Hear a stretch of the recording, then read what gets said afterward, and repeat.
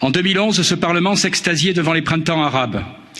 Il refusait d'y distinguer les manipulations géopolitiques, les dangers du terrorisme islamiste, les terribles effets de l'anarchie dans cette partie du monde. En 2021, notre Parlement refuse toujours de regarder ce bilan en face. Et ce bilan est terrible.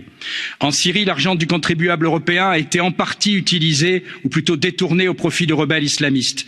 Ces rebelles ont assassiné, téléguidé des attentats, généré des vagues migratoires sans précédent. 2 pays ont réellement bénéficié de la situation, la Turquie de M. Erdogan et les États-Unis, via leurs compagnies pétrolières qui pillent illégalement la zone la plus riche du pays, la zone où se trouve le pétrole. Cette politique inconséquente a déstabilisé de nombreux pays, comme l'Irak ou le Liban.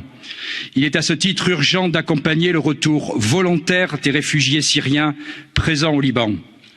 Avec les sanctions César et les sanctions européennes, les Syriens sont affamés. Monsieur Borrell, vous avez dit tout à l'heure, 75% de la population est en insuffisance alimentaire. Mais aujourd'hui, nous en portons une responsabilité. J'ai connu il y a 1 an Damas où tout le monde pouvait manger. Aujourd'hui, avec les sanctions que nous avons rajoutées, c'est effectivement une partie de la population qui est soumise à la famine.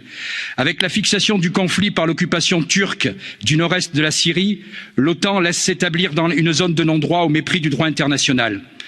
Médicaments, transferts bancaires, denrées, carburants, tout manque au peuple syrien par la faute des sanctions internationales.